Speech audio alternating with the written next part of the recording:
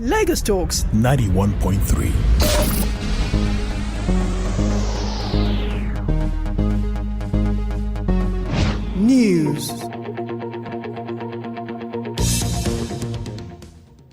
The federal government has shifted the 2023 National Population and Housing Census, earlier scheduled to commence on March 29th till May 2023. Briefing State House correspondent after the Federal Executive Council meeting presided by President Muhammadu Buhari in Abuja, the Minister of Information and Culture Alhaji Lai Mohammed, while announcing the Council's approval of 2.8 billion naira to procure some software to be used for the conduct of the exercise, said the shift is due to the rescheduled elections. On behalf of the National Population Commission, which was actually seeking for some software to allow them conduct census in May this year, I believe because of the reschedulement of the elections, they could not commence the census as scheduled. They sought for council's approval for a contract to procure software for the census at a sum of about 2.8 billion naira. The federal government also says it had yet to harmonize efforts with states to set up palliative measures ahead of the June 2023 deadline for the discontinuation of petroleum subsidy. According to the Minister of State for Budget and National Planning, Clem Agba, during the FEC meeting, the concerned communities would, however, soon conclude discussions with key stakeholders as the administration winds down. He noted that a committee led by the Vice President, Professor Yemi Oshibajo, and the National Economic Council, comprising state governors, had been working to resolve the issue for over 12 months now. The FEC has also endorsed the Nigeria Agenda 2050, a plan aimed at increasing real GDP growth by 7%, creating 165 million new jobs and reducing the number of people living in poverty to 2.1 million in 2050 from the 83 million people estimated in 2020. Minister of State for Finance, Budget and National Planning, Clement Agba, had spoken of the plan. 2050 agenda highlights the roadmap for accelerated, sustained, and broad-based growth, and also provides broad frameworks and approaches for reducing unemployment, poverty, inequality, and human deprivation. The broad objectives are the following: to create a stable and predictable macroeconomic environment by adopting policies that are consistent with raising domestic savings and investment, to establish a solid foundation for a concentric, diversified, private sector-led economy, a more resilient business environment that creates and supports opportunities for Nigerians to realize their potentials. 3, to invest in critical fiscal, financial, digital, and innovation infrastructure. The Federal Executive Council has approved 15 billion naira for the construction of an access road linking the Benin-Asaba Expressway to the second Niger Bridge. Minister of Information Alhaji Lai Mohammed, who disclosed this to newsmen, expressed the hope that the completion of the road would help achieve the dream of inaugurating the bridge before May 29.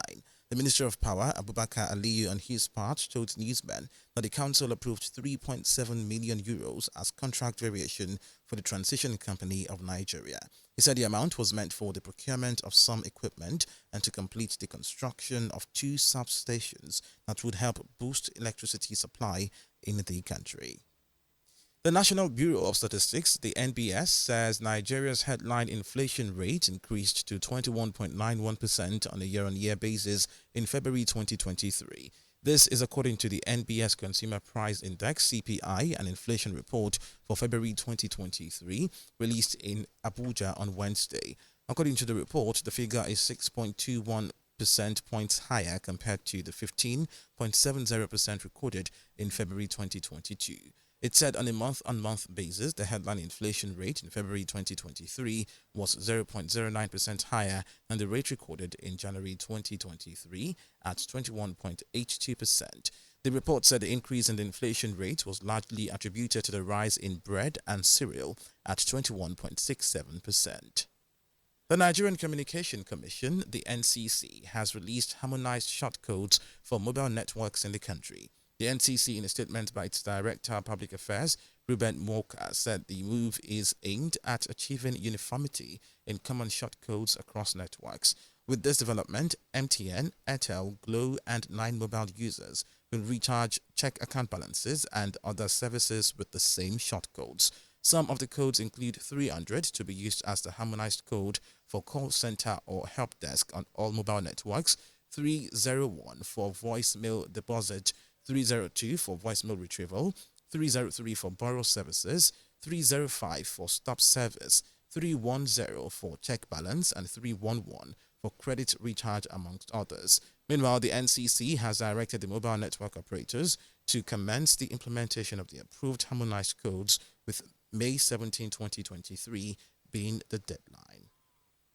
The Independent National Electoral Commission, INEC, has commenced the distribution of electoral materials for this Saturday's governorship and State House of Assembly elections.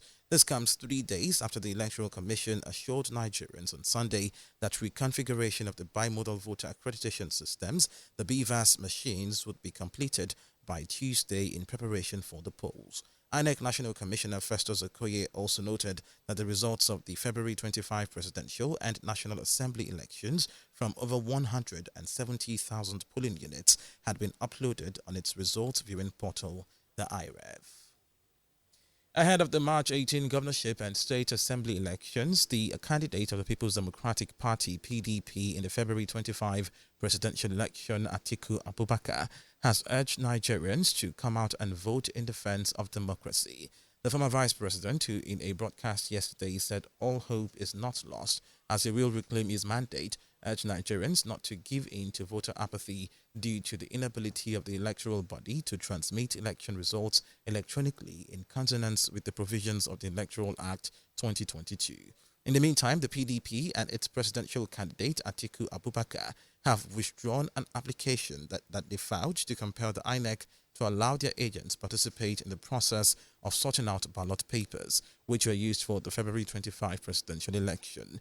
Both the PDP and Atiku, who are separately challenging the outcome of the election, which was declared in favor of the APC candidate Bola Tinubu, told the Presidential Election Petition Tribunal, sitting at the Court of Appeal in Abuja, that they have deemed it fit to discontinue the application, prompting the Justice Joseph Ike-led 3-member panel to strike out the application.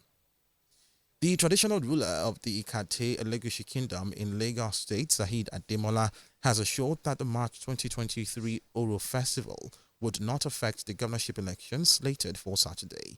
The monarch made the clarifications in a text message yesterday sent to the Punch newspapers in Abuja.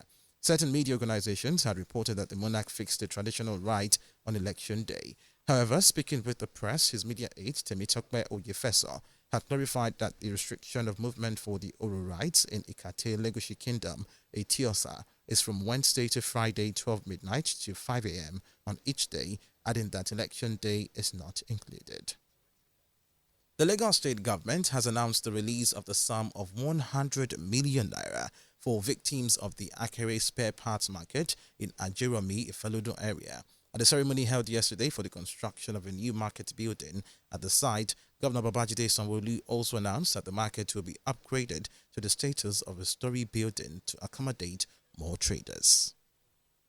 It's important that when we come out like this and we say things that our citizens believe us, and we can push it and follow it up with an action and an implementation. And that's what we have come here to do today. The governor had also urged Lagos residents to come out and vote massively for whoever will emerge victorious, emphasizing that the 18% vote cast during the presidential election is not a good representation of the Lagos population. My take, and to all gentlemen of the press, is that don't waste your headline. Just say that from what you've seen and you've heard, Sanwo-Olu is coasting home, but you need to vote for that coasting home to be appropriate, for that victory to be assured. And I want to assure all Lagosians that once they give us that, what it means is that we're going to roll up our sleeves and work even harder, stronger for them, and have a more inclusive government and governance going forward. The U.S. Secretary of State has highlighted the importance of implementing in full the peace agreement between the federal government and Tigrayan forces during lengthy talks with the Ethiopian Prime Minister. Antony Blinken said there had to be accountability for atrocities perpetrated by all sides during the 2-year conflict, and human rights monitors should be given access to areas ravaged by the fighting, which was brought to an end last November. Prime Minister Abiy Ahmed said the two men discussed strengthening relations which had cooled during the conflict between federal forces, their Eritrean allies, and the Tigrayans. Mr. Blinken, who also met Tigrayan officials, announced a further $330 million in aid for Ethiopia. The first special stamps bearing the head of King Charles have been released by the Royal Mail, with a silhouette appearing on the set showing popular garden flowers. David Gold of Royal Mail said using pictures of flowers for this landmark set of stamps reflected the fact that the king was a passionate gardener. These are likely to be the first stamps showing the king's profile that will be widely seen by the public, and replaces a design showing the queen's head used continuously on commemorative stamps since 1968. These new stamps will, however, not begin to appear regularly on letters until stocks run out of existing stamps showing the late queen's head. Credit Suisse, a global investment bank and financial services firm based in Switzerland, says it will borrow up to 50 billion francs from the Swiss central bank to shore up its finances. The decision comes shortly after its shares fell sharply yesterday, hitting an all-time low for a second consecutive day after its top investor, Saudi National Bank, said it would not be able to provide further assistance. The lender said it was taking the decision to borrow to strengthen its liquidity as it looked to become a simpler bank. Shares in Credit Suisse fell 24% on Wednesday after it said it had found weakness in its financial reporting, prompting a general sell-off on European markets and fears of a wider financial crisis. Problems in the banking sector surfaced in the U.S. last week with the collapse of Silicon Valley Bank, the country's 16th largest bank, followed 2 days later by the collapse of Signature Bank. Real Madrid advanced to the quarterfinals of the UEFA Champions League after securing a 1-0 victory over Liverpool at the Bernabeu. The Spanish team proved to be the superior side on the night, with Karim Benzema's 19th goal of the season sealing the deal. Real Madrid had built a 5-2 aggregate lead from the first leg, leaving Liverpool with a seemingly impossible task. Elsewhere, Napoli reached the UEFA Champions League quarterfinals for the first time in their history after a historic 5-0 aggregate win over Germany's Eintracht Frankfurt. Victor Osimhen scored a brace in the second leg last night, while Piotr Zelensky added another goal from the penalty spot. Napoli's victory also means that it is the first time since 2005 and 2006 that 3 Italian teams are in the final 8 after AC Milan and Inter Milan already qualified. And that's it on the World News this morning.